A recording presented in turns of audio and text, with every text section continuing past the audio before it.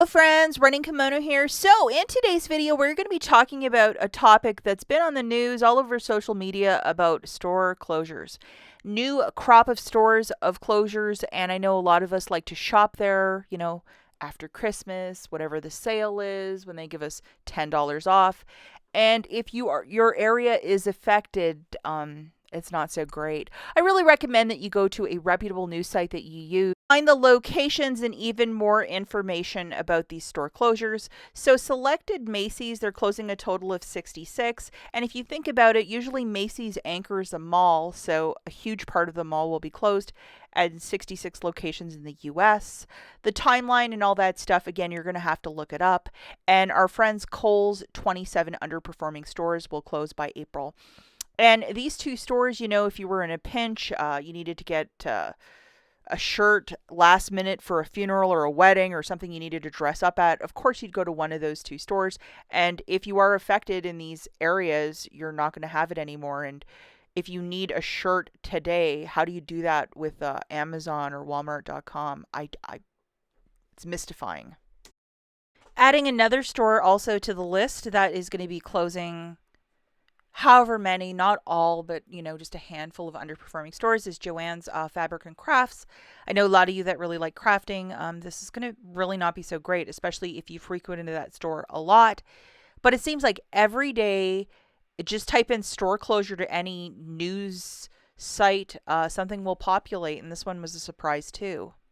Have been following the closure of Big Lots because they send an email at least a couple times a week saying this is the percentage at your location, and it's at 30% now. And I think by February they're going to be closing. I did watch a fellow YouTuber, Rich Luck Shopping.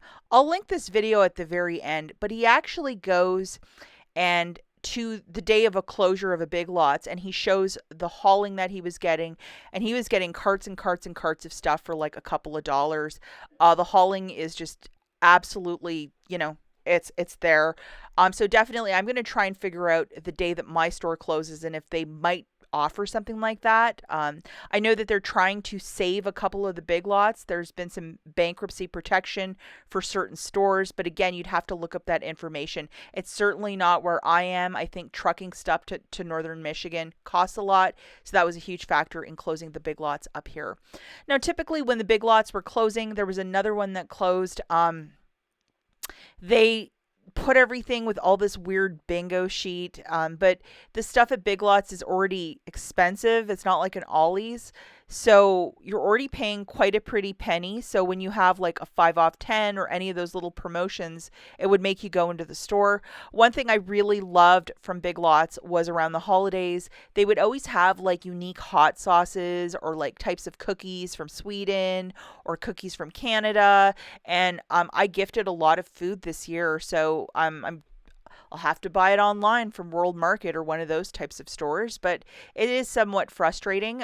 But like Rich's haul that he did for his shopping channel, um, yeah, definitely going to be looking for that on the last day to try and find something. Maybe I will, maybe I won't.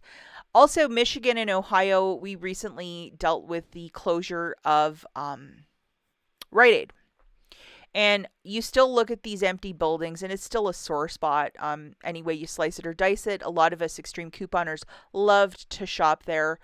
And with all of these store closures, why it's happening, I really think it's because people, instead of walking into a brick and mortar Rite Aid, Macy's, Kohl's, Big Lots, they would rather order stuff online. And I think just they can't keep up with the volume of people that want to shop online.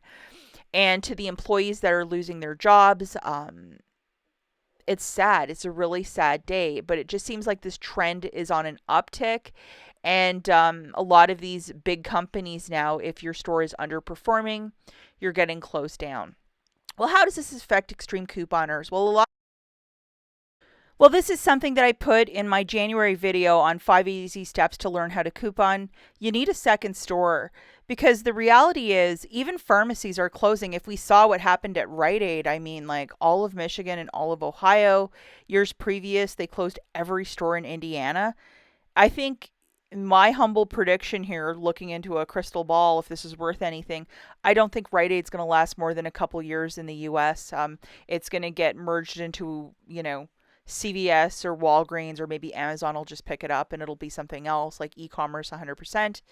But what I recommend in this doom and gloom video is if you are just shopping at one store, a Dollar General, a CVS, whatever is in your area, if there's a second store, this is the year to learn it. Because if we have learned anything from these store closures, they happen quickly. And when they happen, that's it. And it's not like I can try and find another Rite Aid, if I drive 2 hours away. They're all closed. This is a big sweeping choice. And it's unfortunate that this keeps happening, but this is a trend. And the one piece of advice I can share with you guys, learn a second store this year. That's it for this video. We'll catch you in the next one. Bye, guys.